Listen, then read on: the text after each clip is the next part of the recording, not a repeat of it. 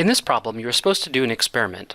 Tip something on its side and try to make a measurement as it slid down. I did this. I used my laptop computer and I used a key that slid down the computer. So some key and then it slid down. So first we have to draw a picture and it slid a little bit and then it did more and then finally it came down to the end. So I took a little video of it on my phone and I put next to it a set of lined paper. So I measured the distance that it went for each half second as a number of lines of lined paper that it traveled. So let me put a coordinate system on this graph.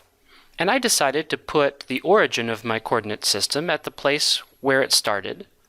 And then I went the positive x-axis, positive x, in the direction that the object moved. So here we have a one-dimensional coordinate system that is neither horizontal nor vertical. It points along the direction of the one-dimensional motion, which is perfectly fine. So here's a picture, and now I have a coordinate system on my picture. Next is I can then record the data that I took. So given this coordinate system, it was at 0 at the origin, and half a second later, it had moved 6 lines along my lined paper, and at 1 second, it had moved 21 lines. I'd taken this data offline, and then by 1.5 seconds, it had moved 43 lines of lined paper. So there's the tabular representation, and now I can go ahead and graph this.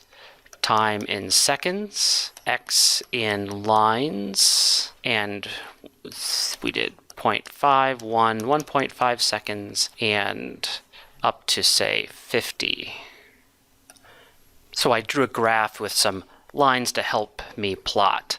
So at 0 time, it was 0, and it had gone, say, 6 at half a second, so maybe here. By 1 second, it had gone a little over 20 lines, and then at 1.5 seconds, it had gone 43. It looks like it's curving a little bit of a curve to it. And now I have a graphical representation of my data, as well as tabular, a picture, and a coordinate system.